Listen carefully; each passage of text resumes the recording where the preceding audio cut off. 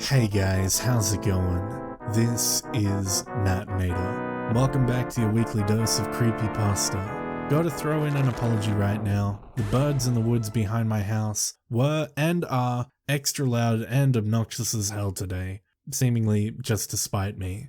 So, please excuse any background noise that I wasn't able to clean out in the reading.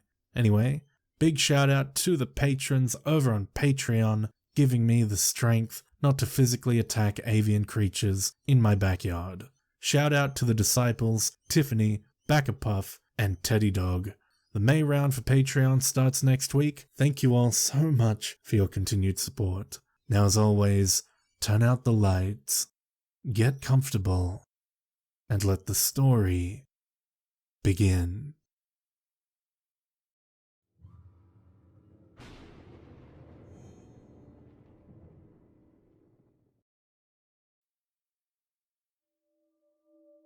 Roger glanced around the desert once more. Nothing but the cloudless sky and the sand scattering in the wind, with a few cacti dotted around the landscape. With nothing else to do, he checked his magazine, already knowing how many bullets he had. Full. Adjusting his helmet, Roger sighed and turned back to face Elliot. What a waste of time. It's hot as hell in this uniform. I fucking hate being deployed in the desert. Sand's more of a threat than anything I've seen so far. Roger picked up a handful of the yellowish dust, letting it slip between his gloved fingers. Yeah, if there were any actual threats out here. Can't remember the last time we actually saw anything, Elliot replied, staring off into the horizon, his visor dampening the bright sunshine. His heavy boots were sinking slightly into the ground, causing him to constantly have to reposition his feet. Nah, me neither. Still, better than just sticking around back at base, getting yelled at by Sergeant Brills. Elliot narrowed his eyes. Hills. Sergeant Hills? Right. The sun beat down heavily upon the pair as they moved onward, barely bothering to check their surroundings. The landscape was almost completely flat, not a single incline in sight, apart from a cluster of curved dunes lying in the distance. Some guys were telling me about out here, Elliot spoke up. Yeah, what'd they say?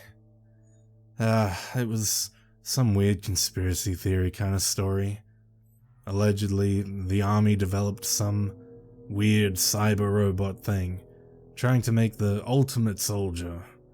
Like in the movies. The thing, they said it was like a synth from Fallout. Exposed wires, metal plating, in the shape of a human, right?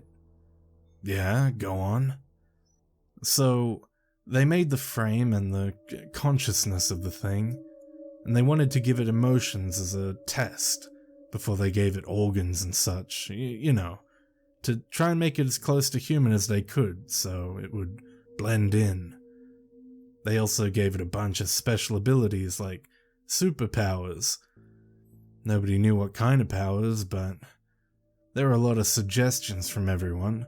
Stuff like laser vision and secret machine guns hidden in its arms.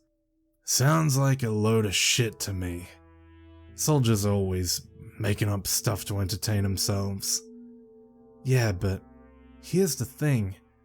When they gave it emotions, they went too far. Ended up making it too real, so it didn't want to fight and stuff. It just wanted a normal life. And before they could disassemble it and start over again, it ran off into the desert. Some of the guys said they saw it the other day, moping around in its metal frame. Maybe we can catch a glimpse, make this deployment useful. Let's head over to the dunes, there might be a few targets camping there. Nodding, Elliot walked calmly by Roger's side, noting an increasingly ominous feeling as the dunes moved closer. They were mostly smooth and curvy, with some large chunks of rock scattered around, poking up from the sand. Roger headed up to the top of one of the slopes, staring out across the horizon. A small opening was poking out from the side of one of the dunes, seeming to lead into a cavern of some sort. Intrigued, Elliot quietly stepped inside, forgetting to report the discovery to Roger in his curiousness. It took a few seconds of adjustment before Elliot's eyes could make out anything. The cavern walls were covered in bizarre etchings, stretching out across the ceiling. Strange footprints were etched in the sand where Elliot's boots lay, not like that of another soldier or animal. Elliot traced his hand across the marks. The longer he looked, the more similar they looked to words or phrases. He could just make one of them out. Lonely, so lonely. Taking a step back, Elliot gasped, frantically glancing around the walls once more. It was the same message, carved everywhere it would fit. Lonely, so lonely. Elliot rushed out of the cavern, the previous sense of dread now encompassing his entire body. Roger? Roger's arms were twitching slightly, his face pointed up toward the sky. The skin from his legs began to peel back, exposing a chrome-colored surface. Within a few seconds, Roger's body had shed like snakeskin, his uniform dropping to the sand, and standing in Roger's place, a greyish android, the sunshine beaming off its polished torso. Why did I even try? The robot's voice was slightly metallic, like a monotone text-to-speech engine. Elliot's mouth drooped open in shock. Roger had a family. I could feel his memory of them in the back of my consciousness. It's a side effect of the process. In taking over a body, I gain access to their memories. Roger had a wife and a kid. Another feeling I'll never truly know. The android continued. The saggy mound of Roger's wilted flesh rolled slowly down the slope, piling up at Elliot's feet. Elliot felt as if he would vomit. I can only host the appearance of a body once it's dead. That's how I was programmed. It was an infiltration tactic by my designers. I guess it did work after all. Roger was dead before you even deployed with him. I found him alone in the desert yesterday, separated from the other soldiers. He was a goner anyway, I suppose. Dying of heat stroke and dehydration still doesn't make me feel better. There was a long pause. The wind began to whistle through the dunes. I just wanted to pretend. Pretend I was human. Pretend I had friends, connections, people to talk to and listen to. There's nothing to do. No one to talk to out here. They hurt me, Elliot. They broke me apart and built me up again, time after time, until they got me just right. The scientists, the doctors, I can never go back. I'd be scrapped for parts. Elliot aimed his rifle directly at the android, emptying his entire magazine into the creature. The deafening sounds of gunshots echoed throughout the desert, carrying on for miles. I'm bulletproof. Go ahead, kill me, the android's weary voice continued.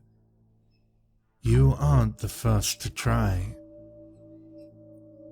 Bullets bounced off the machine's metal plating, like hail off a car windshield.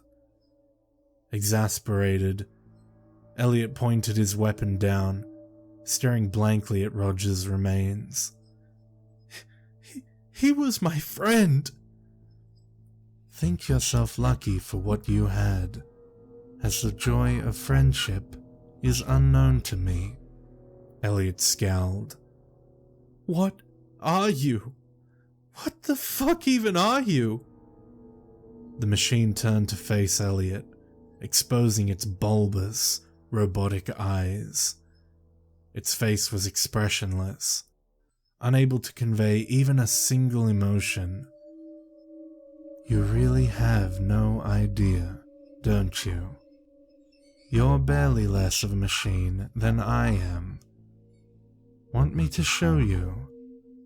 Slowly, the robot stepped over a piece of Roger's uniform. Its movements were janky and unnatural. A quiet whir escaping its body every time it took a step. Before Elliot had a chance to react, it had snatched a handgun from the sand and shot a bullet straight through Elliot's temple. Elliot stumbled backwards, collapsing face first onto a rock. Stunned, Elliot gradually pushed himself back onto his feet. He was alive.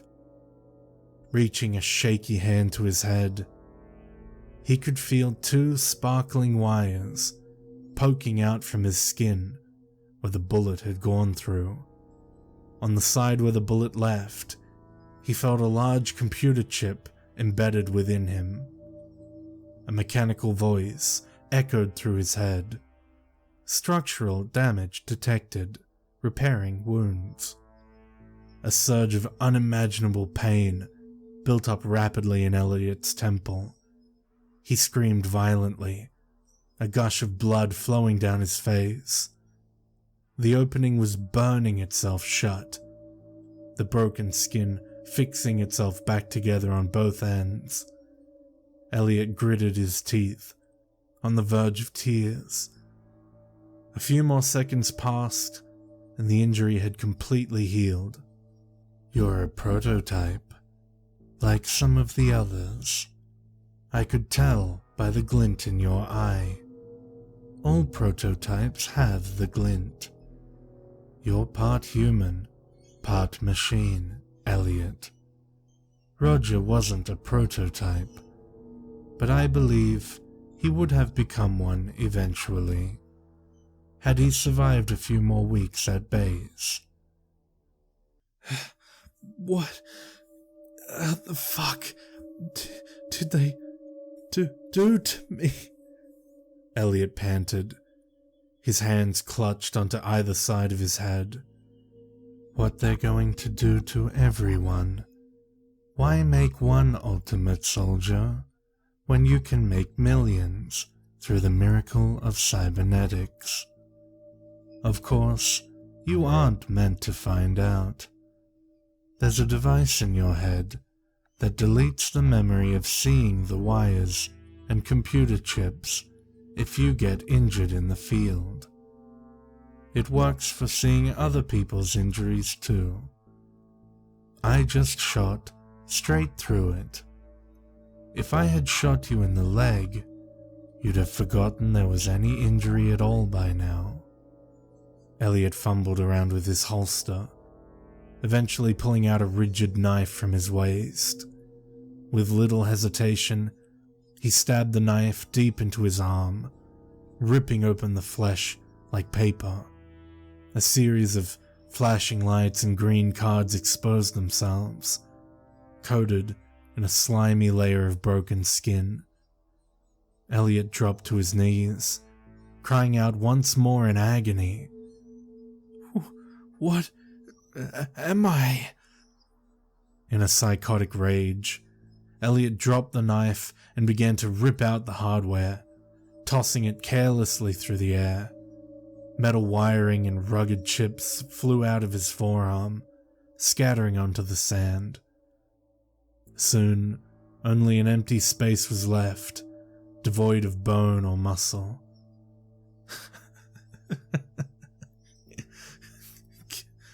Kill me. Kill me! Elliot begged the robot, groveling at its metallic feet. No. You aren't the first to ask, it answered, looking down upon Elliot with pity. Jabbering insanely, Elliot leapt off the top of the slope, landing on his neck with a savage crunch. The robot gazed down at his broken body, as the sand and the wind slowly piled on top of the soldier, the desert swallowing him whole.